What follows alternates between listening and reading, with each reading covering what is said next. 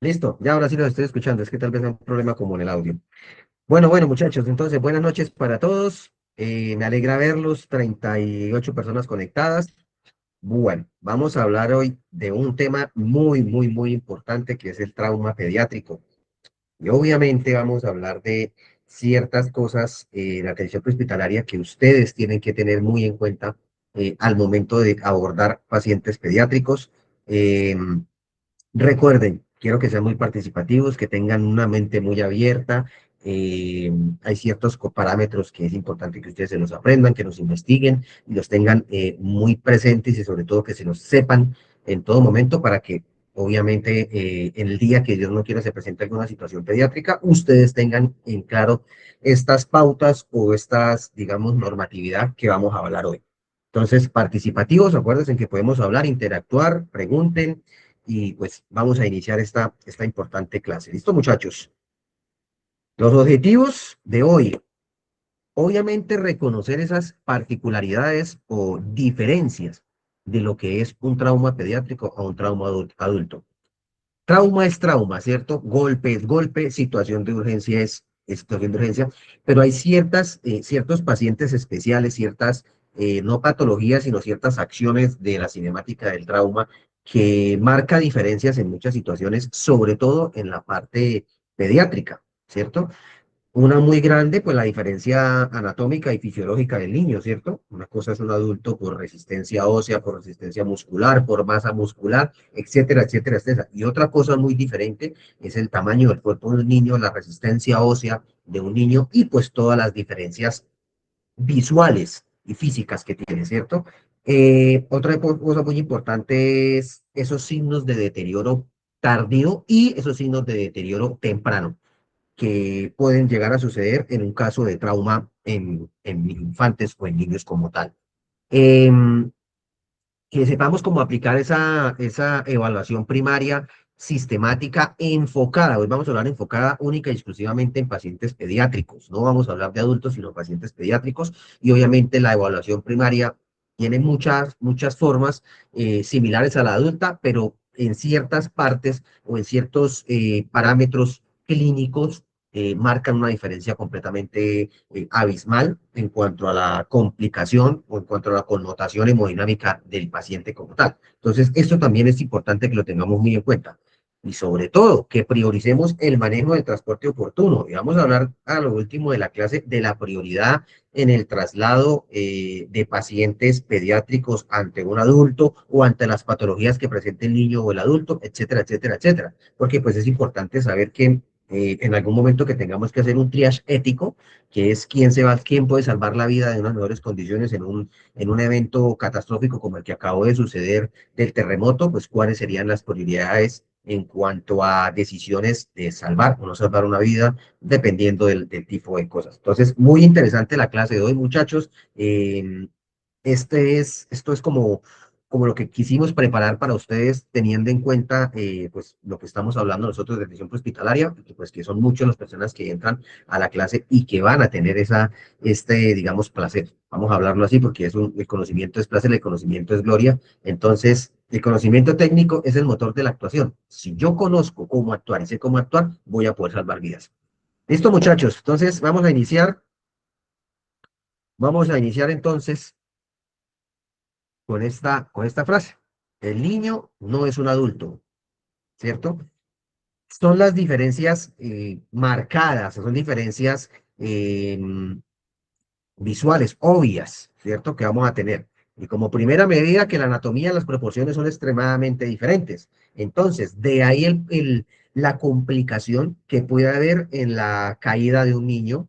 Las lesiones pueden ser mucho más graves, las lesiones traumáticas en caso de un accidente de tránsito o de un golpe con un objeto contundente marcan mucha diferencia en este tipo de situaciones. Lo otro es los signos vitales según la edad. Y ahí no estaba en la diapositiva, pero ahí les coloqué un cuadrito donde vamos a hablar de esos signos vitales de la diferenciación a un adulto. Son valores que tengo que tener en cuenta, ¿cierto? Ante la situación de urgencia de un niño, ¿cierto? Las frecuencias cardíacas en los recién nacidos van a llegar hasta 160, 170 latidos por minuto, ¿cierto? Entonces no podemos hablar de 180, sino de 100 a 160, ¿cierto? No podemos hablar en un niño de 1 a 3 años porque pues va desde 90 a 150 dependiendo la contextura física del niño, ¿cierto? Ya de ahí hacia arriba, digamos que normaliza, o las diferencias son mucho más bajas, pero en los prematuros, en los niños de menos de 1 año y hasta 3 años, las frecuencias cardíacas las podemos tomar hasta 160. Y en un adulto, una frecuencia cardíaca de 160, estamos hablando de taquicardia, ¿cierto? Ojo que hago una aclaración. En los niños también hay que tener en cuenta, sobre todo en los adolescentes, la morfología del cuerpo. Hoy en día ven unos niños de 10 años con un cuerpo de un hombre adulto tamaño promedio de unos 60, de unos 65 y con un peso de 60, 70 kilos. Entonces ahí ya no vamos a hablar que así sea la edad fisiológica del niño, estamos hablando del cuerpo de un adulto. Recuerden que nosotros en medicina o en salud, el cuerpo, el tamaño del cuerpo también denota diferencia en los signos vitales. Pero quería que lo tuvieran en cuenta en este momento acá. Ojo con las frecuencias respiratorias, que son muy importantes. Y ojo a esto, frecuencias respiratorias. Hago el paréntesis en signos vitales porque es importante que ustedes tengan muy presente esta parte, sobre todo en los recién nacidos, porque una frecuencia respiratoria adulta normal, estamos hablando de 15 a 17 respiraciones por minuto, ¿cierto? Un adulto normal. Pero si estamos hablando de un niño en edad de menos de 1 año respira hasta 60 veces por minuto. Entonces, hay niños que usted los ve con un parámetro respiratorio muy elevado y no quiere decir que el niño esté mal. Entonces, es muy importante aquí para que si quieren tómenle captura a la pantalla y guarden este cuadrito o pues en las diapositivas, que las diapositivas van a quedar ahí y lo tengan muy en cuenta. Entonces, esa frecuencia respiratoria en un trauma se puede aumentar o disminuir dependiendo la edad del niño, pero es importante que tengamos siempre los parámetros de valores normales como para determinar o poder dar una impresión diagnóstica inicial del trauma completamente diferente. Las presiones arteriales, digamos que tomar presión arterial en un niño en una situación de trauma se haría en el ámbito ya prehospitalario en la ambulancia, en el que tenga un brazalete pediátrico. Ponernos a tomar la presión arterial a un niño con un brazalete adulto sería prácticamente imposible. Pero pues si tengo un brazalete pediátrico que debemos tenerlo en la ambulancia, va a ser diferente y obviamente tengo que tener en cuenta que las edades influyen mucho en los valores que me pueda dar, porque los corazones por el tamaño, pues obviamente la presión va a ser diferente en muchas situaciones.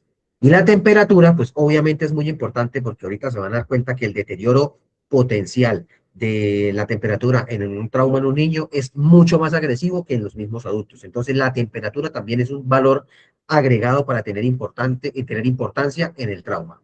Entonces, no sé si hay alguna pregunta referente a esto o alguien tiene una duda, muchachos. Es importante que despejemos estas dudas y por eso les puse el cuadrito ahí apiñuscado en la diapositiva, como para que tuvieran ustedes una idea del conocimiento de este tipo de cosas, pero también es importante que ustedes repasen este tipo de signos vitales importantes y los tengan muy en cuenta con los valores y los parámetros.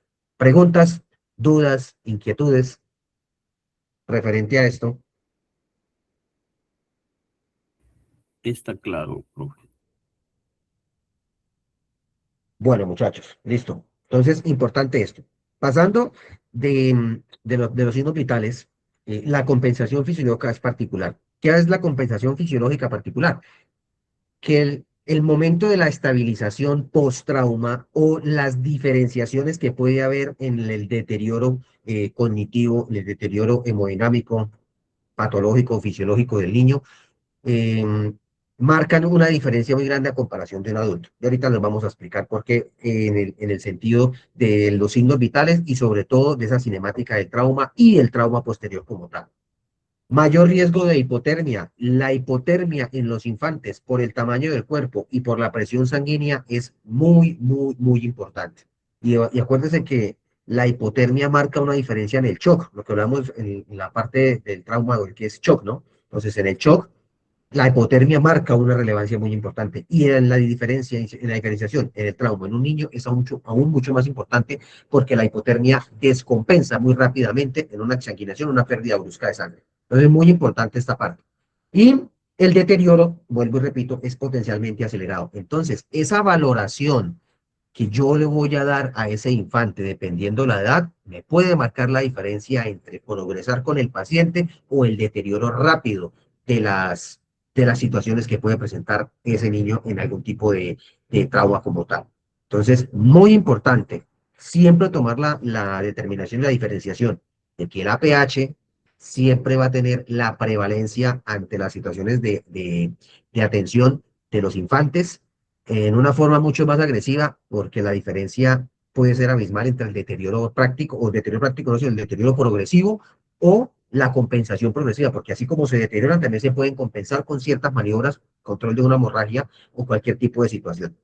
Algo que quiero aclarar también aquí es muy importante, muchachos, en el control de las hemorragias exsanguinantes en los niños al momento de hacer presión, obviamente, digamos, en la zona respiratoria, cuando hay algún trauma en la parte torácica como tal, la presión que yo ejerza al control de una hemorragia, vamos a decir, un niño se cortó con un virus en la parte del cuello y tiene una hemorragia, quizá no arterial, pero tiene una hemorragia bastante severa. La presión que yo ejerza sobre esa zona también puede obstaculizar la parte respiratoria. Entonces, las presiones en ciertas zonas del cuerpo del niño, como la parte del cuello o la parte torácica, influyen también en la forma, porque si yo lo presiono completamente con mi mano, puedo hacer un deterioro respiratorio en el niño. ¿Claros con esta parte? Que es muy importante que quería como aclararles en ese sentido. Claro, profe, Sí, profe, claro. hay que ser, en este caso, pues tener en cuenta, ¿no? No es lo mismo un tórax o un abdomen de un adulto a un Totalmente. tórax de un bebé, ¿no? Entonces, en esto también hay que ser proporcional, diría yo. Profe, una Exactamente, pregunta. esa es la idea. Cuéntame, Mau. eh, ¿Con cuánta pérdida de sangre empezamos hipotermia? En un niño, muy bien, buena pregunta. Generalmente, si estamos hablando en proporción líquida, en proporciones de líquidas de sangre en los niños, generalmente se habla de 2,5 litros en infantes de un año, 3,7 litros de 1 a 3 años, y de ahí de 5 a 6 años estamos hablando de en proporciones de 4 litros. ¿Sí? Entonces, si en un adulto con 1,5 litros ya estamos hablando de una pérdida, imagínense en la exsanguinación en un infante o en un infante menor, como llamamos, de 1 a 3 años, más o menos estamos hablando de un 20%. Es decir, que si estamos hablando de que un niño, un infante de 0 a 1, tiene hasta 2,5, entonces con 0,7 ya está prácticamente en un riesgo inminente de muerte, como para que tengamos una proporción en exsanguinaciones arteriales. Lo importante en la parte arterial, digamos, en la función cardíaca, anatómicamente hablando de los niños, es que el corazón late más rápido, entonces la pérdida de sangre puede ser mucho más volátil cuando es arterial. Y ojalá un vaso, si es un vaso grande, es decir, una arteria grande como la ilíaca, la femoral o la ilíaca, o la radial o la clavicular, la pérdida de sangre puede ser mucho más acelerada porque el corazón de los niños late mucho más rápido. Entonces, para tener en cuenta, y muy buena pregunta, Mau. ¿Claros? ¿Alguien tiene otra pregunta, muchachos? Vea que salen preguntas que es importante tenerlas en cuenta. Bien, diferencias anatómicas, y ojo a esto, diferencias anatómicas, porque uno ve el cuerpo de un niño y uno dice anatómicamente perfecto. Ojo, la cabeza en los infantes siempre va a ser proporcionalmente mayor al tamaño del cuerpo. No es que el chino sea cabezón, es que la cabeza en los niños siempre va a tener una proporción mucho más grande a los niños. Por eso el centro de gravedad alto, es decir, la cabeza va a ser parte del tronco, hacia arriba va a ser parte del centro de gravedad, en una diferencia, cuando hablamos de centro de gravedad, la proporción del golpe, es decir, los golpes en las caídas de su propia altura, en los niños va a ser más fuerte que en un adulto, porque el centro de gravedad está más alto por la cabeza, por el tamaño de la cabeza. ¿Sabían eso, muchachos? Por eso los golpes en la cabeza, en la parte trasera, en los infantes, es muy grave. Ojo, de 3 años hacia atrás, los golpes en la cabeza, en la parte tempoparietal de los niños, en la parte trasera, mejor dicho, suele ser mucho más grave por el riesgo que hay en la parte trasera del tamaño de cráneo. Es decir, el grosor del cráneo es muy pequeño y las lesiones pueden ser muy grandes. Ojo a esta pregunta que voy a hacer, ¿quién me la puede responder? Cuando hablamos de un golpe en la cabeza o un trauma craneoencefálico en un niño menor y el niño empieza a presentar somnolencia, ¿lo dejamos dormir o no lo dejamos dormir o qué hacemos? ¿Quién me puede responder? Que levanten la manito y ahí vamos mirando. ¿Listo, don Luis? No se La puede idea dejar es que dormir. el niño no tenga somnolencia, mantenerlo en estado de alerta para Ujú. evitar que pueda tener un trauma más grave. Listo, don Luis dice que no. Luz Dari levantó la mano después o habló después. Luz Dari, ¿qué crees tú? No, señor, no se puede dejar dormir Listo, no porque se puede es dejar malo. dormir. Listo, No Luz se Dari dice puede. que es malo. Giovanna, muchas gracias, Luz Dari. Giovanna, Buenas noches, profe. No, buenas hay que noches. permanecerlo ocupado, obviamente Ujú. revisar que no haya habido ninguna laceración, pero hay que Ujú. mantenerlo ocupado y despierto. El niño no hay que dejarlo dormir. Bueno, listo, Giovanna, muchas gracias. Sergio, buenas noches. Cuéntenos. Profe, buenas noches. Profe, hay que mantenerlo despierto, hay que evaluar la función neurológica. Si lo dejamos Ujú. dormir, puede que tenga un TEG en evolución y no nos vamos a dar cuenta. Bien, muy bien, Sergio, por la apreciación. Sigue Milena. Milena, buenas noches. Hola, profe, buenas noches. Profe, no, o sea, tengo entendido que eso no se puede dejar un niño, dejarlo dormir, porque puedo traer cosas que pueden causar traumas más adelante. Entonces hay que tenerlo despierto y muy pendiente de que él vaya evolucionando despierto y nada de dejarlo dormir. O sea, no, no, para mí no. Bueno, listo, Milena, muchas gracias. Wilmer. Buenas noches, profe, ¿cómo está? Entonces dijera pasar que Bien, eso es irrelevante, ya después del tramo ya es irrelevante, ya. es irrelevante, dice Wilmer, muy bien. Bueno, muchachos, para no generar discordia y en el chat varios respondieron, todos dijeron no, no, no, no, dice Yanni que previene las consecuencias, llevarlo por urgencia a una buena revisión, dice Francis Carmona. Bueno, cualquier golpe en la cabeza o trauma en la cabeza de un niño menor de 2 años, sí o sí hay que llevarlo a urgencias. No es ponerle el pedazo de hielo en la cabeza al niño para que el papá no se dé cuenta que el cielo se nos cayó ni nada por el estilo. Y para responder la pregunta que les acabo de hacer a ustedes, y el único que respondió correctamente es Wilmer, es completamente irrelevante. Si el niño entró en somnolencia, va a ser muy complicado que yo lo sacuda, que yo lo mueva, que yo le hable y que la somnolencia no vaya a ser progresiva. La somnolencia es un índice que es un trauma no leve, sino es un trauma mayor. Y aún más, la somnolencia me va a dar a mí pautas para que ese deterioro de ese niño no se vaya a pasar a un estado completo de inconsciencia o hasta un coma que pueda llegar a resultar. Entonces, no es relevante la somnolencia. Eso de que tratar de que el niño no se duerma, que mantenerlo despierto y todo eso puede alterar aún más si hay un sangrado en la cabeza. Entonces, no es relevante. Niño menor de 2 años que se golpee la cabeza, así el niño esté despierto y sonriendo y tenga el huevote para urgencias porque debe tener como mínimo una observación de 12 horas por neurología en el hospital o al menos por medicina general. Y aún más, hay que realizar una tomografía axial computarizada de la cabeza para evaluar que no haya ningún tipo de hemorragia. Eso es para tenerlo en cuenta. Natalia, buenas noches. Profe, buenas noches para todos. Igual un Buenas niño noches. menor de 2 años, cuando ellos se caen pues, y se golpean, es muy difícil tenerlo despierto, porque normalmente si uno como adulto llora y quiere dormir, con ellos es Ujú. un tema por ejemplo, un poquito más complejo tenerlos todo el tiempo despiertos. Exactamente. Exactamente. Y ahorita vamos a ver una parte de la valoración neurológica pediátrica que es importante que la tengamos en cuenta por la diferenciación en cómo puedo valorar neurológicamente a un niño y cómo es la diferencia ante la valoración neurológica de un adulto. Entonces, muchachos, importante tener en cuenta esto que les acabo de decir a ustedes. El golpe en la cabeza de un niño menor de 2 años, urgencias, sí o sí. Nada que no, que me voy más tarde, que el niño lo veo bien, que el niño está completamente sano. El deterioro neurológico en un niño es inmediatamente proporcional al golpe que se dio, pero no quiere decir que si se dio un golpe leve, después no vaya a presentar un deterioro neurológico o vaya a presentar alguna consecuencia. Por eso el descarte de la patología del sangrado en la cabeza por trauma es muy importante descartarlo y lo debe descartar un médico de urgencias. Posterior a hacer una radiografía de cráneo o una tomografía si el hospital lo tiene. Claros con esa parte, entonces si nos encontramos un accidente de tránsito en el que un niño se golpeó la cabeza, ¿cuál sería la prioridad? ¿Qué creen ustedes? ¿Cuál sería la prioridad? Trauma craneoencefálico en niño menor de 2 años. ¿Cuál sería la prioridad? transporte a urgencias para toma de TAC. Exactamente, traslado a urgencias sin ningún tipo de relevancia. Trauma craneoencefálico, traslado a urgencias, nada que hacer. ¿Listo? Bueno, muchachos.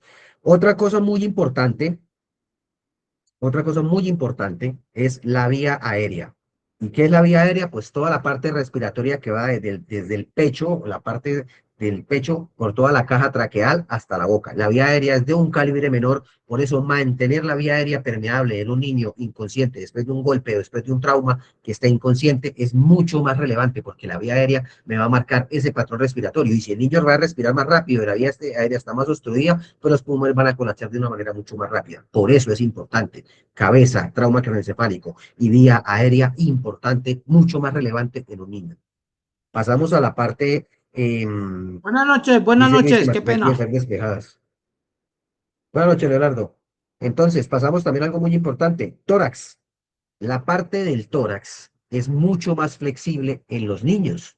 Entonces, por ende, los golpes que puede recibir la caja torácica en cuanto a cinemática, en cuanto a acción del golpe en el tórax del niño, marca una diferencia muy grande porque la lesión de los órganos internos se puede marcar mucho más severa en un niño. Nosotros como adultos, el externón y la caja torácica en una persona adulta es una dureza mucho más fuerte y además que está protegiendo los órganos internos de una manera mucho más efectiva. En un niño es como si ustedes cogieran el cartílago del huesito del pollo blanco y lo oprimen, se deja ceder de muy fácil manera. La elasticidad de los huesos, perdón, no protege de una manera igual a la de un adulto, por eso el tórax es mucho más sensible a los golpes. Entonces, si un niño se golpea la caja torácica, valoración de urgencias por el trauma de tórax, porque puede haber o un neumotórax o un hemotórax o puede haber un derrame pleural. Importante esa partecita, muchachos. Lo mismo la protección del corazón en la parte torácica de los niños es mucho más débil. Entonces, los golpes al corazón también pueden ocasionar lesiones cardíacas.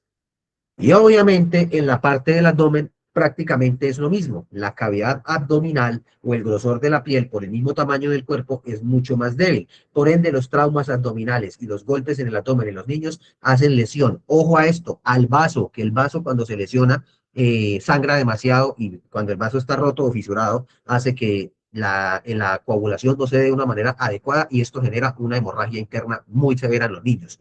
Lo otro que está muy expuesto es el hígado en los niños. Entonces, al golpe en el hígado puede haber una ruptura en la parte hepática y esto va a desencadenar que los niños se pongan amarillos o que el niño empiece a sangrar de manera súbita por el recto o por la boca con vómito expulsivo. Entonces, muy importante, muy importante. Estas diferencias anatómicas al momento de los traumas en los niños, tenerlas en cuenta por la facilidad en la que un órgano se puede lesionar por el tamaño del cuerpo. Entonces, lesión interna con mínimos signos externos, grave. Por eso, más pendientes aún de los signos vitales en un niño cuando hay una lesión o un trauma de cráneo, de tórax o de abdomen. Las fracturas son irrelevantes por el hecho del control en cuanto a la inmovilización y el alineamiento, pero si estamos hablando de traumas cerrados, en cráneo, en tórax y abdomen, el APH debe estar el doble de cuidado en las diferencias en las que pueda presentar un niño referente a cambios súbitos de signos vitales o a la parte de valoración visual de lo que yo pueda ver en los cambios del niño. ¿Claros? ¿Preguntas, dudas o inquietudes? Profe, ahí también puede haber hematuria, ¿verdad? Sí, señor. Eso para allá iba en la parte, o digamos, olvidé un poco esa parte de la hematuria, es cuando el niño está orinando sangre, la hematuria, también puede desencadenar una parte baja en la vejiga. En la vejiga los niños también está muy expuesta y sobre todo la parte del conducto uretral. Entonces la hematuria también es importante que la tengamos muy presente en los niños, y sobre todo la relajación de esfínteres. Y ya vamos ahorita para esa parte del déficit neurológico. Dinámica fisiológica. ¿Qué es esa dinámica fisiológica? Hay algo que yo tengo que estar muy pendiente en ese tipo de situaciones de trauma en los niños. Y es esa compensación inicial. Digamos que los órganos de los niños, por ser nuevos, todo lo nuevo es bueno, ¿cierto? Van a hacer tratar de reconstruir, o no de reconstruir, sino de compensar el flujo sanguíneo por todo el cuerpo. Ese corazón va a latir como un colibrí, eso como cuando le tenga un colibrí, ese corazón va a empezar a latir mucho más rápido para compensar la pérdida de sangre si hay hemorragia, o para compensar ese daño renal, o para compensar ese daño hepático, o para compensar el trauma cronocefálico, siempre se van a poner taquicárdicos, ¿cierto? Entonces, esa taquicardia lo que va a hacer es tratar de redistribuir mucho más fácil el flujo sanguíneo. Como el cuerpo es más pequeño, pues obviamente el flujo sanguíneo va a tener una aceleración. Por eso les decía a ustedes que las hemorragias arteriales en los niños es diferente, porque el corazón va a latir mucho más rápido, por ende la presión de la sangre y el latido va a ser mucho más rápido. Entonces, una hemorragia arterial en un niño va a ser prácticamente una palpitación constante de sangre mucho más rápida que en un adulto. Pero también hay algo que tener muy en cuenta, y es para que ustedes tengan ese pensamiento crítico. Si estoy tomándole presión arterial al niño en la ambulancia, que ha tenido un trauma y está inconsciente, y está taquicárdico, pero la presión arterial se mantiene. ¿Qué quiere decir eso? Que esa presión arterial a la vez, listo, Lucía, a la vez de que esa presión, la compresión de la taquicardia se ve el paciente taquicárdico, la presión arterial se va a mantener estable hasta que la exsanguinación hace que la presión caiga de una manera súbita. Es decir, después de estar con una presión arterial estable, yo veo la presión arterial del niño que está en 100, 100 en 90, 130. Para un infante, eso es una presión normal, ¿cierto? Pero de un momento a otro me doy cuenta que la presión cayó de 60 a 30.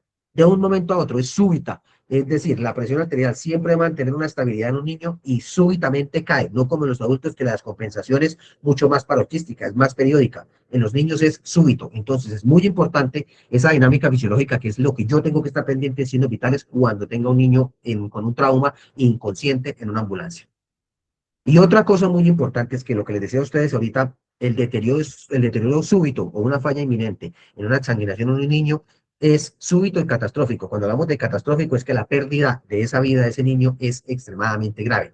Y el último enunciado que dice en la diapositiva, la hipotensión es un signo tardío. Vuelvo y le repito, presión arterial estable, taquicardia, pero la presión arterial sigue estable, signo de alerta, porque inmediatamente después de que la presión esté estable, hipotensión, y el niño prácticamente pierde la vida. Entonces son muchas las acciones que yo puedo tener en cuenta ante este tipo de situaciones, y esta dinámica fisiológica de la presión arterial y la compensación en taquicardia es importante que la tengamos en cuenta. De ahí la importancia de tener un monitor o un pulsoxímetro que me indique a mí esos signos, porque acuérdense que el pulsoxímetro adulto, generalmente la pinza no va a censar correctamente los dedos en un niño. Así yo le coloque los dos deditos en el pulsoxímetro al niño, por tamaño no alcanza a llegar al sensor. Entonces es muy importante tener la pinza pediátrica para este tipo de situaciones, muchachos. Y ojo con eso, ambulancia que no tenga una pinza pediátrica no puede salir a trabajar, porque la pinza pediátrica es importante para el monitor. Lo mismo el brazalete de presión arterial pediátrico. Hoy en día, para habilitación de servicios de salud en ambulancias, es extremadamente obligatorio tener absolutamente todo, lo mismo que se tiene para un adulto en pediátrico. Preguntas, dudas, inquietudes, muchachos. Yo sé que pueden surgir muchas dudas y muchas inquietudes, háganlas ahorita.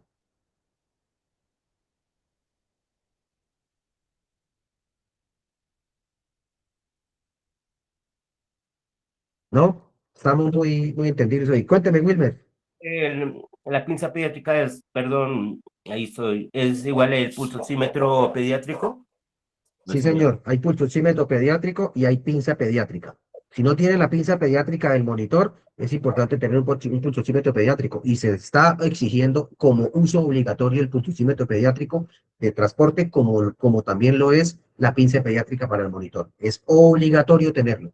Muchas veces solo tenemos un pulsoxímetro adulto, y lo que les digo, para que ese pulsoxímetro sense completamente la presión arterial, la saturación, perdón, la frecuencia cardíaca, la saturación de oxígeno, es muy importante que el sensor alcance a tocar completamente el dedo del niño. Si es un niño ya de 5 o 6 años, sí va a alcanzar, pero si estamos hablando de un infante menor de 3 años, es muy difícil que un pulsoxímetro adulto o una pinza adulta sense completamente o correctamente o sea, de unos valores reales, porque no va a tocar completamente el sensor. Muy importante esto, muchachos.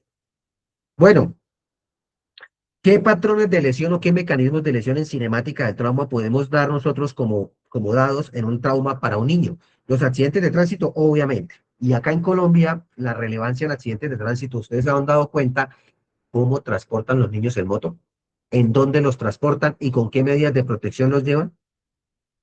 Uno ve en motocicleta a personas que llevan adultos en la parte delantera con un casco adulto que escasitamente se puede sostener en la cabeza del niño, que si en un accidente lo que va a hacer es lesionarlo aún más, porque ni siquiera un casco para niño le coloca. Aparte que los niños no se pueden transportar ni adelante ni atrás en una motocicleta, ni de a tres, ni en la mitad de los papás, ni nada por el estilo. Pero pues estamos en Colombia y en Colombia vemos este patrón de transporte de niños en moto es extremadamente grande. Yo lo hice y gracias a Dios no tuve un accidente con mis hijos, pero créame que es algo que no se debe realizar. Entonces, muy importante tener en cuenta esto. Pero vamos a encontrar este tipo de situaciones, sí las vamos a encontrar y va a haber algún tipo de lesión. Entonces, importante que el accidente de tránsito marca la primera parte en lesiones para niños. La segunda parte son los accidentes en bicicleta o en patineta o en patines, que también obviamente generan una amplia demanda en cuanto a accidentes traumáticos de tórax, de abdomen y de cráneo en niños por la no usanza en cráneo, por no usanza de casco, y en abdomen y tórax por la cinemática de la caída. Eh, los traumas deportivos, pues obviamente las lesiones deportivas que generan, pues como su nombre lo dice, pues practicar algún deporte. Las caídas de altura, ojo a esto, caídas de altura. En un niño menor de 2 años que se cayó de para atrás y se golpeó la cabeza, ya dijimos ahorita qué tenemos que hacer, muchachos. Niño menor de 2 años, se golpeó, se cayó, estaba intentando caminar y se resbaló y se cayó. Se golpeó la cabeza. ¿Qué hay que hacer con ese niño? De Urgencias. inmediato al centro asistencial para una radiografía. Nada que hacer. Tiene que tener una evaluación de urgencias. La mayoría, ojo a esto que voy a comentar. La mayoría de las complicaciones en el crecimiento del niño post-trauma, no puede ser en el momento, puede ser meses o hasta años después, empiezan a aparecer lesiones de esa pequeña caída que el niño tuvo y se golpeó la parte de atrás de la cabeza. Entonces, muy importante tener en cuenta esto. Lesión de cráneo, traslado a urgencias en niño menor de 2 años. Va, como mínimo va a tener una observación de 12 horas. Así ustedes vean el niño bien rosadito y bonito y hermoso. Pero es importante que tengan en cuenta esto. Los atropellamientos, los accidentes de tránsito no son ajenos a los niños y obviamente pues los atropellamientos van a marcar una diferencia muy grande. Aunque esto ha bajado mucho por la cultura vial, desafortunadamente se siguen presentando ese tipo de situaciones y cuando hablamos de atropellamientos en infantes, ya vimos ahorita las consecuencias que puede haber en cuanto a las lesiones traumáticas por golpe con objetos y más con un vehículo, entonces es importante. Y otra lesión muy importante son los aplastamientos. Y aquí abarca una situación diferente porque los aplastamientos se pueden presentar en accidente de tránsito con aplastamiento en infante. El cuerpo del adulto puede aplastar el niño, el vehículo o la moto puede aplastar el niño o el golpe lo derivó hacia otro vehículo que lo aplastó o lo arrolló. Entonces, importante también tener en cuenta esto. Mecanismo del trauma, energía del trauma y la sospecha de la lesión. Esto se llama cinemática del trauma, muchachos. El mecanismo, se cayó el carro, se cayó de la moto, iba en la bicicleta, iba en patines, agarró por la bajada y se golpeó y rodó. Eso es el mecanismo. La energía, a qué velocidad iba supuestamente, o cómo estaba, a qué velocidad iban los patines, etcétera, etcétera, etcétera. Y obviamente la sospecha, la lesión que yo pueda sospechar dependiendo del tipo de lesión o el tipo de patrón de lesión que haya tenido ese niño. Entonces, importante siempre eso, porque la cinemática, lo que yo pueda evaluar del accidente, también puede marcar diferencia en ese tipo de lesiones. Alguien decía aquí en el chat, en mi trabajo llegó un paciente de 12 años, se cayó en una bicicleta, se golpeó el abdomen, no dijo nada y se acostó a dormir. Cuando los papás se dieron cuenta que el niño había dormido mucho, lo llevaron por urgencias por radiografía de abdomen, entró al quirófano, cuando le hicieron la incisión, había muchos órganos comprometidos y el niño murió. Exactamente. Tenía un trauma cerrado de abdomen. Trauma cerrado de abdomen. Y cuando hay un trauma cerrado de abdomen hay que hacer una laparotomía exploratoria y al momento de que hicieron la apertura del abdomen se dieron cuenta que el vaso estaba lesionado, que el hígado estaba lesionado y que ya no había absolutamente nada que hacer. Entonces es importante, muchachos, que nosotros como APHs tengamos ese pensamiento clínico crítico, que en un niño las lesiones pueden marcar una diferencia. Así el accidente haya sido leve, es importante que tengamos mucho cuidado en la valoración y en la visibilidad de los síntomas de ese niño. Claro, muchachos. Sí, jefe, clarísimo. Sí, profe. Bueno, muy bien. Bueno, muy bien.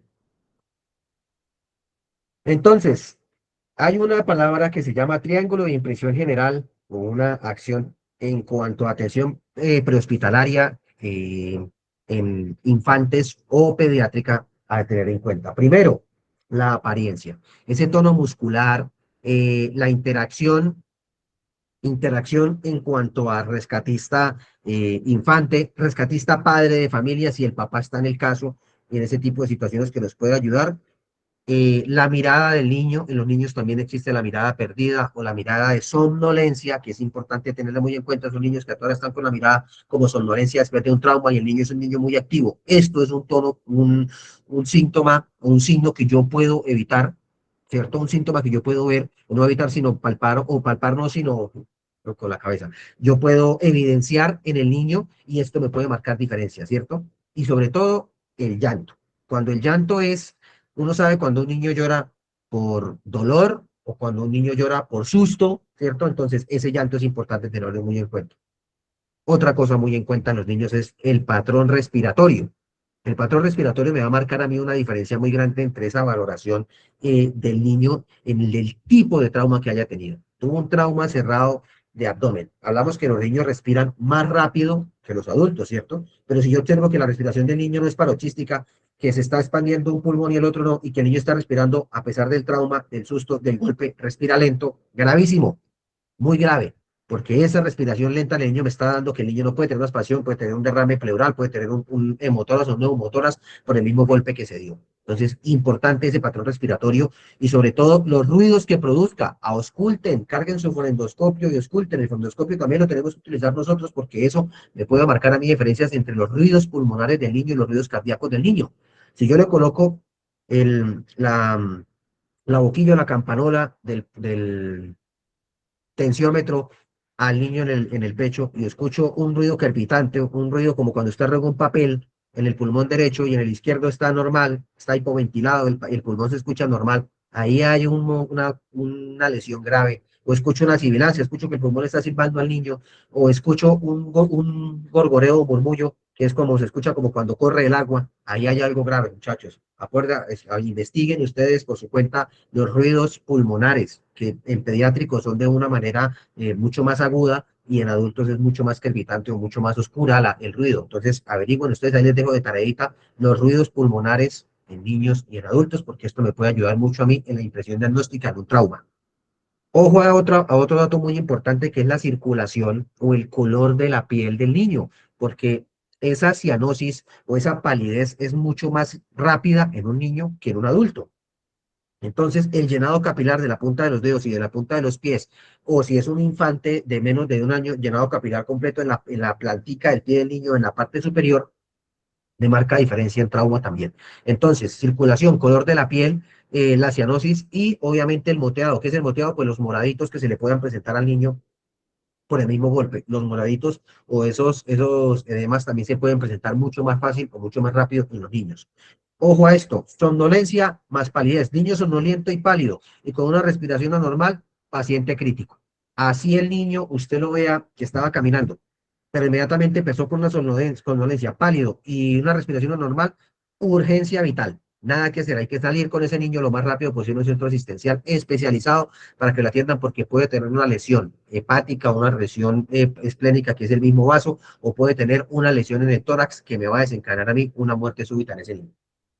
Entonces, si se dan cuenta que hoy esta clase es mucho más de los signos de apariencia y de los signos en los cuales yo tengo que estar muy pendiente en las impresiones que yo pueda dar o yo pueda tener de un tramo en niños. Por eso es importante, muchachos, digamos, esos tips o esos puntos a tener en cuenta y la diferencia tan grande que hay entre la valoración de un adulto y la valoración de un niño.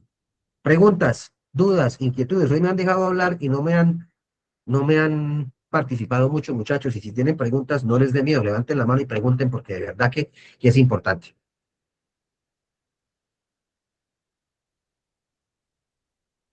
Bueno, entramos a ese XABC pediátrico, que el Profe, XABC del trauma es lo mismo, señor. no, me escucha, profe, sería bueno como, no sé, hacer énfasis. Yo sé que, por ejemplo, nosotros no estamos autorizados para utilizar medicamentos como tal, pero hablar un poquito, por ejemplo, para el control de las hemorragias masivas, cómo podríamos tratar también los pacientes con medicamentos, ¿sí o no? Por ejemplo, el ácido tranexámico y esas cosas, porque yo le digo una cosa, con los pacientes en la calle, yo no lo hago, pero vea lo que estamos viviendo en estos momentos. Por ejemplo, hoy volvió a temblar en Perú, ¿sí o no? El Y 7.2. créanme que yo me veo ante una situación con un familiar que yo lo veo que esté grave, que tenga un sangrado, y yo en mi botiquín yo cargo de todo. Y si me toca meterle ácido tranexámico para controlar una hemorragia, se lo meto. Y si me toca pasarle medicamentos a un familiar, yo los paso. Yo no la pienso dos Sí. veces, porque ante una emergencia de esas, creo que todos lo vimos, que la capacidad de respuesta a los organismos de socorro se quedó cortica, porque son muchas víctimas y muchos pacientes a la vez. Entonces es como que sálvese quien pueda. Sí, miren que precisamente ya que Sergio tocó el tema, pues, estamos haciendo un comité de capacitación específicamente para atender ese tipo de situaciones, pero enfocado en primeros auxilios. ¿Qué hacer? Y obviamente esta capacitación la vamos a hacer para personal no entrenado, para que muchas personas que presenten la situación en la que desafortunadamente nuestros compañeros o amigos de Cali, de Buenaventura, de Pereira, de Manizales, etcétera, de todas las zonas afectadas, tuvieron que pasar, y hay muchas personas que no tienen ni idea qué hacer con los heridos, ni idea qué hacer como primera atención. Entonces, como medio de prevención en Santander, estoy en Santander, estamos haciendo una forma de convocatoria para que allá nosotros hagamos una capacitación en este tipo de situaciones, ya que pues hacemos parte de los grupos USAR, y sobre todo para que la gente no entre nada, porque es muy fácil que una persona, un enfermero actúe, pero también es muy difícil que una persona no entrenada actúe. Entonces estamos como en este, digamos, protocolo de ver cómo vamos a hacer para generar un grupo de personas que se quieran entrenar en este tipo de situaciones. Dime, Sergio.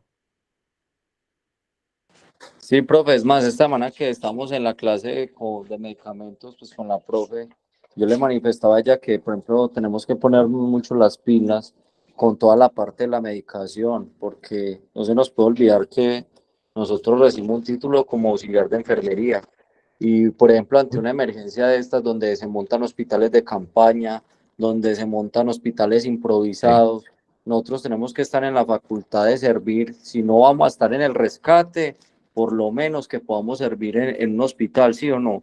Que podamos ser el soporte de los médicos para poder colocar medicamentos, para poder dosificar y toda esa parte. Entonces ahí va viendo uno, digamos, la importancia de esta labor, ¿cierto? De estas profesiones que a veces la gente como que las menosprecia un poquito, o piensan que no son muy importantes, pero a la luz de una emergencia destacada, persona que tenga aptitudes en el sector de la salud, ahí es donde se ve la importancia, se ve reflejado, porque somos los que metemos el Sí, hombro. exactamente, sí. Ahí es donde, como en la época COVID, valoraron demasiado nuestra labor como enfermeros, como auxiliares de enfermería o como enfermeros, y todo lo que nos tocó enfrentarnos en esta situación. Y pues siempre va a ser así, de esa manera. Y sí, muchachos, esto depende de cada quien. La capacitación que ustedes puedan adquirir, lo que ustedes puedan leer o aprender, es muy importante. Y sobre todo, como dice Sergio, poner las pilas en esos tipsitos y esas cosas que nos pueden ayudar mucho más en este tipo de situaciones. Vamos a continuar, muchachos. Le voy a dar el paso a Yor y continuamos. Dino, Yor. Hola, profe, buenas noches y buenas noches a todos los compañeros. Profe, sí sería importante lo que dices de lo del entrenamiento, de que si se puede hacer porque pues yo lo viví acá en Cali y siempre he comentado, fue algo muy fuerte y uno por más entrenamiento que tenga uno en el momentico se nubla, la verdad que sí, a mí me Ujú. pasó. Entonces sí sería bueno eso, profe, hacer esa convocatoria porque yo quiero entender lo que dice Sergio. Pero más allá de eso, creo que tenemos que tener un entrenamiento de qué hacer, de qué no hacer en una situación de esas. Porque pues si nos ponemos a ver de pronto es la desesperación de la gente el no saber qué hacer y corren las calles, se bajan de los carros y ahí es donde viene pues la mayor, ¿cómo se dice? La mayor dificultad y pueden haber mucho más accidentes de lo que puede causar el evento. Pero sí sería Exacto. bueno esa convocatoria, profe, me parece chévere. Sí, en eso estamos trabajando, John, ya estamos haciendo como esa parte. Bueno, yo voy a hacer un compromiso con ustedes como para ayudarles y que ustedes tengan un poco más de conocimiento. Yo no puedo decirles a ustedes cómo aplicar medicamentos, porque obviamente no estamos capacitados ni facultados hasta allá para eso como APHs. Pero sí voy a hacer o a pasar la solicitud para ver si me dejan a mí hacer una capacitación sobre agentes hemostáticos. ¿Cómo puedo yo con agentes hemostáticos controlar una hemorragia de una manera mucho más directa si los tengo? Entonces, en eso de pronto sí les puedo colaborar porque pues ya como agentes hemostáticos nosotros como APH podemos hacerlo. Entonces, voy a hablar con las directivas a ver si me dejan preparar esa capacitación y pues obviamente se las daré como primicia a ustedes para que tengan en cuenta esa partecita. Entonces, ahí vamos por el camino viendo esa parte porque pues, los agentes hemostáticos son varias formas mucho más directas de control de hemorragias si los tengo al momento y obviamente esto va a marcar diferencias también. Bueno, muchachos, XABCD pediátrico, que parte de la misma base como tal de control de atención inicial o de atención efectiva y valoración de accidentes de tránsito, pero con ciertas diferencias que quería como resaltarlas en una parte. Control de hemorragias. ¿Y por qué pongo esa X en la parte de arriba? Porque siempre el control de hemorragias va a ser esa importancia y sobre todo, como ya les expliqué ahorita a ustedes atrás, el niño golpeado, el niño lacerado o el niño con una fractura y que no tenga la fractura abierta con una arteria, con una hemorragia arterial, la exsanguinación es más severa y la exsanguinación es más rápida. Entonces, el control de hemorragia directo es muy importante. Siempre el control de hemorragias en adultos y en pediatría va a tener importancia, pero en pediatría relevancia aún más por la pérdida brusca de sangre. Entonces, control de hemorragias inicial. Como segundo, la permeabilidad de la vía aérea, que ese niño inconsciente o ese niño con el trauma en la cabeza respire. Ojo que estamos hablando acá en estado de inconsciencia en un niño en la vía aérea, ¿no? Un niño que esté consciente de estar respirando, pero puede estar respirando con dificultad. Entonces, importante tener esa parte muy clara, la vía aérea permeable, que el niño respire, que el estiramiento sin llegar a la extensión para que el niño respire es muy importante tenerlo en cuenta y que el niño respire de una manera adecuada. Ojo a esto, el acceso o el uso de la cánula de Guedel pediátrica es importante en un niño inconsciente. Esa cánula de Guedel me va a marcar una diferencia muy grande en la parte, ojo, en paciente inconsciente, siempre en paciente inconsciente. Me va a marcar diferencia en el patrón respiratorio del niño porque me va a abrir mucho más la vía respiratoria. Entonces, la cánula de Guedel pediátrica, a pesar de que es muy pequeñita, me puede ayudar mucho en esta parte. Pasamos a la C de circulación. Observar el llenado capilar de pies a cabeza cefalocaudal en esos niños, que el llenado capilar y el control de las pequeñas hemorragias es muy importante también tenerlo en cuenta para este tipo de situaciones. Ya controlé la hemorragia principal, pero tenía una herida abierta en la parte de la espalda que no me había dado cuenta y también está sangrando. Entonces, importante ese control del llenado capilar, de la circulación, de la oxigenación, de la cianosis del niño y es importante tener esta parte. Déficit neurológico, importante con lo que hablamos ahorita del patrón neurológico del niño, cómo se está comportando, si está llorando, si no está llorando, y obviamente tener presente la escala de Glasgow pediátrica que es diferente a la adulta, y ahorita se las voy a explicar muy bien. Y ojo con la E de exposición, la hipotermia en los niños, vuelvo y repito, repetición de la repetidera, pero quiero que lo tengan en cuenta. La hipotermia es mucho más severa en el cuerpo del niño que en el cuerpo del adulto. Por ende, niño accidentado, así estemos en Cali, estemos en Pereira, estemos donde haya mucho calor en la costa atlántica, niño accidentado con hemorragia exsanguinante, con trauma craneoencefálico, arrópenlo completamente porque la hipotermia me va a generar un estado de shock mucho más agresivo y mucho más rápido. Entonces, por eso el sistema APH salva vidas en segundos, muchachos. Por eso ustedes, con lo que estamos aprendiendo en las clases, con lo que estamos viendo poco a poco y paso a paso, están entrenando para que de aquí en adelante ustedes se conviertan en esos APHs que van a salvar muchas vidas. Esto era como por recordarles a ustedes ese XABC, pero que lo tuvieran muy en cuenta en ciertos parámetros que marca diferencia. Ojo a esta, escala de Glasgow pediátrica. Tómenle captura a la pantalla y guárdenla, muchachos, que esto les va a ayudar a ustedes mucho. Nosotros manejamos la escala de Glasgow adulto, los mismos puntos, los mismos 15 puntos, pero en los niños hay algo de diferencia que marca es en los rangos de edad. Entonces, mayor de 1 año y menor de 1 año. Por ende, por la interacción de los niños, porque hay niños que ya se pueden comunicar y hay niños que no se comunican. Por eso es muy importante que por lo menos en la apertura ocular, digamos que en los niños mayores de 1 año es prácticamente, digamos, en la respuesta ocular espontánea en niños y en adultos es prácticamente igual. Pero, digamos, hablar de la respuesta ocular a la orden, de cómo se llama. Si usted le dice el nombre a un niño mayor de 1 año, el niño ya le va a entender. Pero si usted le habla por el nombre a un niño pequeño o por un grito, el niño no lo va a entender de ninguna manera. Entonces, esa respuesta a la voz puede ser marcar de una manera diferente. Mayor de 1 año, respuesta a órdenes, y menor de 1 año, la respuesta a la voz. Y así sucesivamente con el tipo, por lo menos, en la respuesta motora.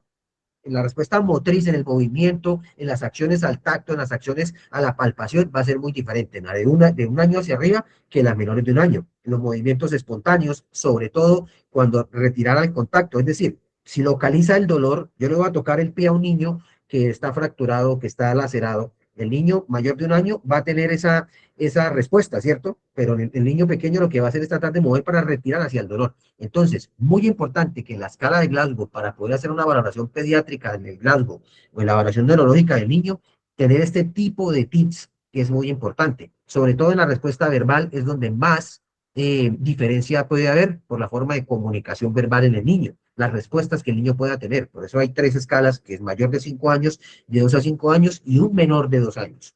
Porque obviamente los balbuceos, obviamente esa interacción en cuanto a respuesta motora del habla en los niños marca diferencia. Entonces quería que ustedes tuvieran en cuenta esta escala de Glasgow pediátrica para que sepan diferenciar en muchos aspectos. Sí es difícil valorar neurológicamente a un niño, sí, mucho más difícil, pero teniendo en cuenta y aprendiéndonos esta escalita o las diferencias entre las respuestas de un niño de 5 años a un niño de 2 años o de un menor de un año, me va a marcar a mí una pauta diferente porque yo puedo relacionar todo o de una manera diferente a la del adulto. ¿Me hago entender, muchachos? ¿O hay alguna pregunta referente a esto?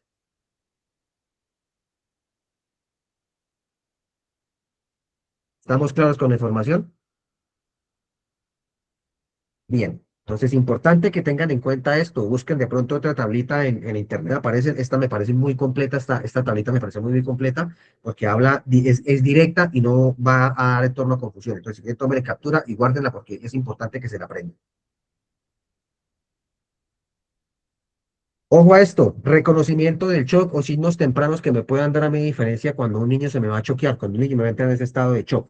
Siempre el estado mayor de shock en un niño va a ser la hipotensión, es decir, una baja brusca de frecuencia cardíaca y de presión arterial. Ese va a ser ese parámetro. Pero la taquicardia súbita, es decir, los niños generalmente tienen una frecuencia cardíaca muy elevada, pero hasta cierto punto. En los infantes menores de un año hasta 170, ¿cierto? Pero yo veo que un niño me tiene una taquicardia de 200, un infante de 200, ya quiere decir que esa taquicardia está completamente por fuera de parámetros, y esto es un estado de alerta muy importante. Vuelvo y repito la importancia de contar con la pinza pediátrica que me va a dar una lectura correcta y no una pinza adulta que me va a dar un censo mucho más tardío. Entonces, ojo a eso. La taquipnea, obviamente, esa respiración del niño rápida o esa respiración baja del niño me puede dar a mí también signos de alarma. La respiración también es muy importante tener en cuenta y sobre todo conocer los parámetros diferenciativos por las edades de los niños. Un niño de menor de un año que me respire despacio, gravísimo, porque los niños menores de un año respiran rápido, ¿cierto? La piel fría y la sudoración fría es muy importante. Y la perfusión alterada, y en la perfusión alterada, cuando hablamos de perfusión alterada es los llenados capilares, esa perfusión o esa irrigación sanguínea a las extremidades de los niños, me va a marcar una diferencia. Cuando hablamos de irrigación sanguínea, el cuerpo de un adulto tarda mucho más tiempo en llegar a los pies y en llegar a las manos, pero si hablamos de un niño, el llenado capilar debe ser mucho más rápido. Ya no hablamos de 3 segundos, sino de 2 segundos. Entonces, si el llenado capilar en el pie del niño está muy lento, quiere decir que esa perfusión sanguínea no le está llegando suficiente sangre a los pies, o no está llegando suficiente sangre a las manitas del niño. Eso es importante. Y algo muy importante también en los niños son los cambios bruscos de conducta. Si es un niño hiperactivo y es un niño que después de ser hiperactivo se empezó a poner somnoliento, gravísimo. O si es un niño que está somnoliento y me está haciendo cambios bruscos de conducta, se puso irascible, se puso irritable o se puso demasiado llorón, signo de alarma. Signos tardíos, como les decía a ustedes ahorita, se me hipotensó, se le bajó la presión al niño, tenía una presión normal, 120 sobre 90, normal, pero de un momento a otro se me bajó a 50-30, gravísimo, una hipotensión tardía, y acuérdense que la hipotensión en los niños es un riesgo crítico de muerte. Y las alteraciones marcadas de conciencia, lo que hablábamos ahorita, niño hiperactivo, parlanchín, si es más de 2 años, que los niños hablan hasta por los codos, y de un momento a otro el niño se empezó a callar y empezó a tener mirada perdida, signo grave y signo de shock inminente. Entonces, son signos que más que signos, parámetros clínicos, son más signos de visión, signos que yo tengo que tener en cuenta al momento de valorarse para contar a ese paciente, y sobre todo que son signos que en la conducta me pueden indicar a mí muchas cosas.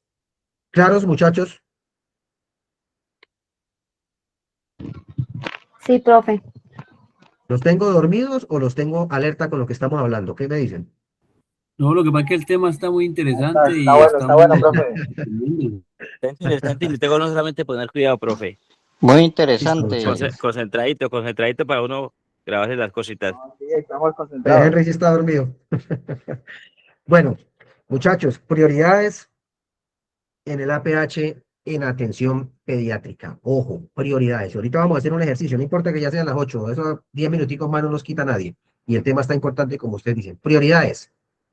La exsanguinación como primera medida, hemorragias en los niños y traumas craneoencefálicos en los niños, ya hablamos que es traslado de urgencias inmediato, así la estabilidad hemodinámica del niño me diga lo contrario. Eso es totalmente no negociable.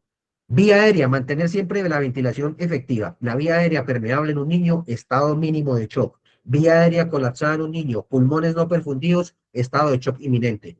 La perfusión o control de los sangrados, obviamente, y la temperatura es importante porque esto me va a desencadenar una acción mucho más rápida y un tiempo más prolongado para que el traslado del niño se lleve a tiempo, se lleve a cabo en el menor tiempo posible. Entonces, la perfusión o el control de los sangrados me va a marcar a mí diferencia muy grande en esa estabilidad del niño. Uso de equipos no pediátricos. Vuelvo y repito, pulsoxímetro, máscaras de oxígeno, cánulas nasales, medios de presión, muchas cosas diferentes me pueden ayudar a mí, pero que sean pediátricos, no adultos. No me sirven de la misma manera en un adulto que en un pediátrico y viceversa. Entonces, ojo con eso, muchachos. Si es pediátrico, equipos pediátricos.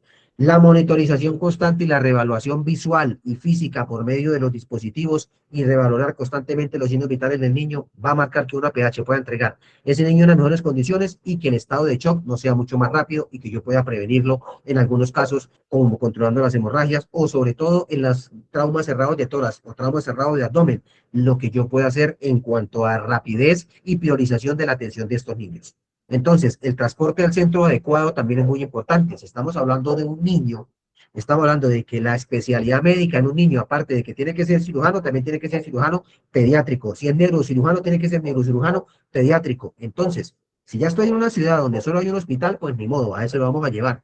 Pero si estoy en una ciudad donde cuento con varios centros clínicos y estoy cerca de esos centros clínicos, la prioridad del APH en cuanto a la valoración que le puedan dar en una mejor atención a ese paciente infante o a ese paciente pediátrico va a marcar diferencia entre vida o muerte. Porque yo puedo ingresar con un niño a centro asistencial, pero si ese centro asistencial no tiene la especialidad que requiere el niño, lo más probable es que no puedan hacer mayor cosa por él. Entonces, también el APH debe pensar en ese pensamiento crítico de dónde lo puedo atender, si tengo las condiciones para llevarlo. Ojo, si las tengo, si no, ni modo, al centro asistencial más cercano. Entonces, debe ser un traslado rápido, preciso y orientando al transporte real de la necesidad del paciente. ¿Claros? Sí, Bueno, señor. vamos a hacer un pequeño caso que quiero que participen. La persona que vaya a participar va levantando la mano y vamos hablando de las posibles causas. Este caso lo preparé teniendo en cuenta muchas cosas, como para que ustedes apliquen lo que estamos viendo ahorita en esta clase. Entonces, el escenario, un menor de 7 años que iba en un vehículo y tras esa colisión salió expulsado 5 metros del vehículo. Voló a 5 metros. ¿Listo? Llegamos a la... Señor. Hola, profe. Wilman, ¿vas a decir algo? Sí, profe, para saludarlos primero que todo usted y a los compañeros. Y pues hay muchas preguntas, pero pues en este momento por lo que voy viajando y pues vengo de ayudar a la gente en casa, entonces, pero para la próxima clase me quedaron muchas cosas que no pude entenderlas. Entonces, para estar pendiente para la próxima clase. Listo, Wilman, sí, señor. Vale, profe. Muchas gracias, buenos días. Bueno, muchachos, entonces, los signos con los que encontramos el paciente: dolor abdominal intenso, presión arterial normal. Está compensado hemodinámicamente, quiere decir que la presión arterial está normal, ¿cierto? Y tiene una frecuencia cardíaca relativa para la edad. Es un niño de 7 años. Tiene un dolor de cabeza, trauma en tórax, edema en frente y ojeras negras. Llanto, vómito en proyectil relajación de esfínteres, se hizo deposición y se orinó, tiene una somnolencia marcada y está taquicárdico y pálido. Primera pregunta, ¿cuál es la sospecha inicial, pensamiento clínico de APH? ¿Cuál es el pensamiento inicial o la sospecha que tengo de este tipo de casos? Listo, levantó la mano Sergio. Profe, según lo que usted manifestó ahí, el paciente tiene una hemorragia interna, adicionalmente tiene un trauma craneoencefálico, probablemente una fractura de base de cráneo, porque tiene el signo de batalla, las orejas negras detrás, negrito detrás de las orejas, moradito. Síndrome, un síntoma de, un signo, perdón, de una fractura de base de cráneo. Y la palidez, la somnolencia, la diaforesis, lo pálido y eso son síntomas de una hemorragia sanguinante probablemente. Muy bien, Sergio. ¿Y cuál sería la acción suya en cuanto a la atención de este caso? Profe, me repite, ¿él tenía sangrado externo? No. No. No, No hay sangrado profe. externo. No, ante una hemorragia interna, ahí lo que toca es agilizar el traslado porque ese es un paciente que necesita cirugía. Sobre el TEC, yo no puedo hacer nada más que suministrar oxígeno, alto flujo, ¿cierto? Con despejar las Muy vías bien. aéreas, una buena inmovilización y control cervical Muy por bien. la sospecha de la fractura de base de cráneo y una vía endovenosa, una vía intravenosa, perdón, para suministrarle líquidos de soporte mientras los llevo al hospital para evitar de pronto una parada cardíaca, ¿cierto? Teniendo en cuenta pues que no de por el TEC no debo pasar lactato, sino solución salina. Solución salina, un bolito de 500 de soporte mientras llega al hospital y hacerle muy importante la valoración, pues la toma de los signos vitales, no se nos puede olvidar la glucometría, hacerle una destro para llegar con toda la información lo que más pueda al centro asistencial. Creo que hasta ahí iría la atención mía porque es un paciente que va para cirugía. Listo. Muchas gracias, Sergio. Entonces, para resumir, Sergio lo inmoviliza, Sergio inmoviliza al paciente, utiliza el collar cervical a la sospecha del trauma craneoencefálico, canaliza el paciente. Acuérdense que en un paciente con un trauma craneoencefálico no se puede pasar lactato, se pasa solución salina y lo entrega al centro asistencial más cercano. Muy bien, Sergio. Levantó la mano después, Paola. Buenas noches. Profe, buenas noches. No, pues ya lo ha dicho todo. Yo pensaba lo mismo. Yo dije hemorragia interna, signos vitales, suero y hospital. Me quitó la palabra. Listo, Paola, muchas gracias. Muy bien, ¿concuerdas entonces con Sergio? Sí, concuerdo con él. Listo. Wilmer, muchas gracias, Paola. Wilmer. Profe, según lo que usted nos explica, trauma craneoencefálico, trauma de base de cráneo, trauma tórax cerrado y abdomen. Y, sí, igual, inmovilizarlo, collar cervical, una buena inmovilización, transportarlo al sitio adecuado pediátrico y llevarlo monitorizado. Muy bien. ¿Alguien más quiere opinar? Bueno, muchachos, muy bien. La apreciación de Sergio, la apreciación de Paola y la apreciación de Wilmer es completamente correcta. Algo que quería, como que ustedes tuvieran un poquito la mente abierta ante este tipo de situaciones, es que cuando yo hablo ahí de compensado hemodinámicamente, es decir, que el niño a pesar de que tiene un dolor de cabeza, tiene un trauma en tórax, tiene el edema en la frente, obviamente eso me va a desencadenar un trauma craneoencefálico, pero hemodinámicamente está compensado. Esto no quiere decir que no sea una situación grave. ¿Cierto? Es ahí donde el pensamiento crítico clínico de un buen APH marca la diferencia en que este niño tenga una posible salida de la situación, porque este tipo de pacientes compensados hemodinámicamente con todo este tipo de situación que tiene son los que más rápido se me van a deteriorar en un traslado, o que si yo no priorizo el traslado de este paciente, posteriormente me voy a dar cuenta que ese niño se me choqueó y ese niño tiene una alta probabilidad de muerte. Como decía Sergio, lo más probable es que este niño cuando llegue al hospital y evidencia en este tipo de situaciones es un timbre para cirugía porque hay que hacer inmediatamente una laparotomía exploratoria y posiblemente una craniotomía dependiendo del TAC o la radiografía, lo que pueda encontrar.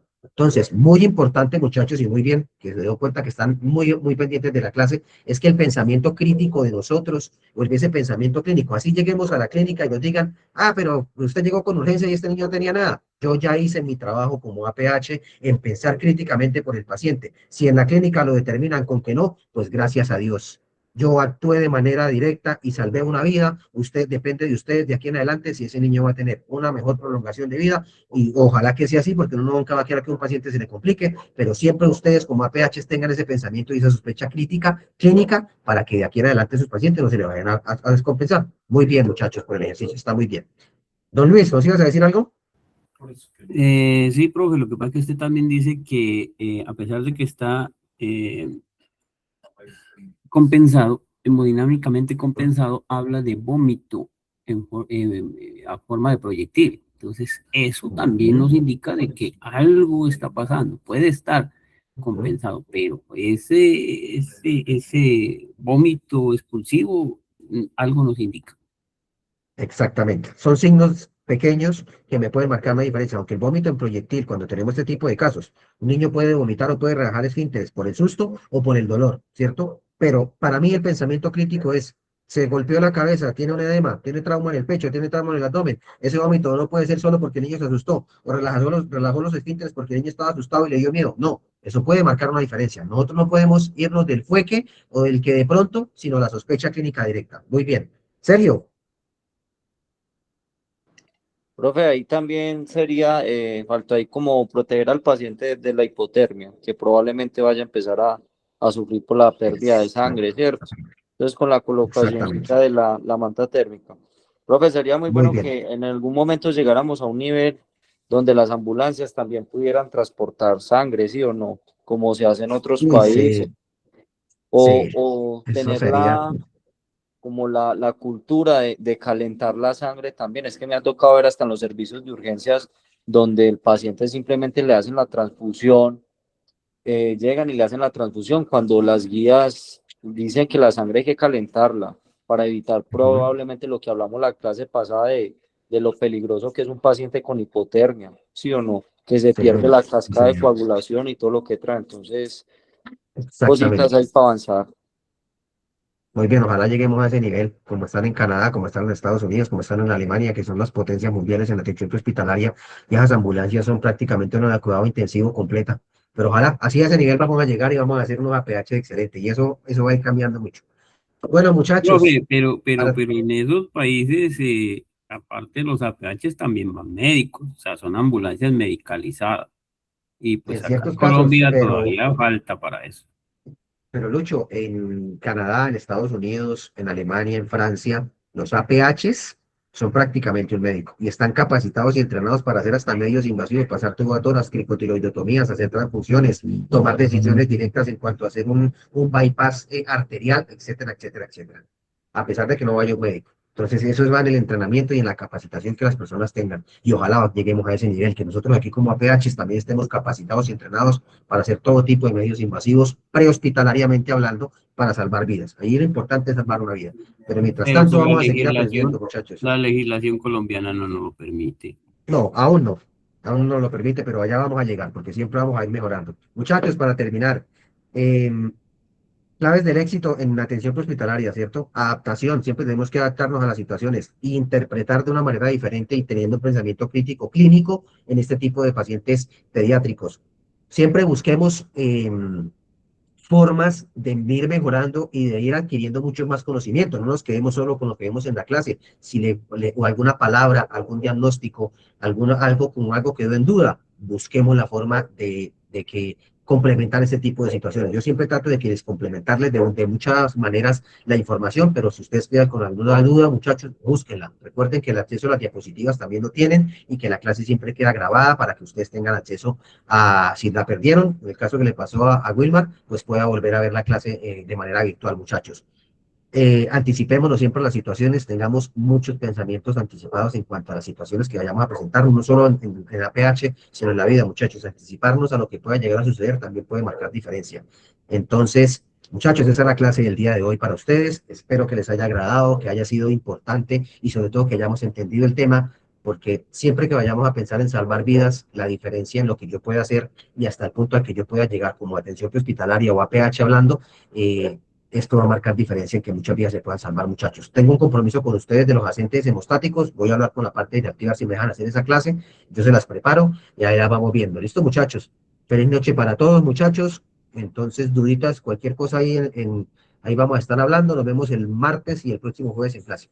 Una Pasen feliz buena noche, muchachos. profe. Dios lo bendiga, que Profe, descanse. muchas gracias. Bendiciones. Feliz noche, profe. Gracias, hasta Muchas luego. gracias, profe, Muchas por su gracias, tiempo. muy Yo buena la clase como Feliz siempre, noche para todos los compañeros. compañeros. Dios los bendiga. estuvo interesante la clase. Feliz noche para Qué todos. bueno que les guste. Feliz noche, muchachos. Recuerden, compañeros, ahí participar en el grupo, monten videitos, pongan temas de conversación. Yo lo creé, pero es para que todos compartan alguna duda y más que el profe está ahí, él nos puede ir resolviendo.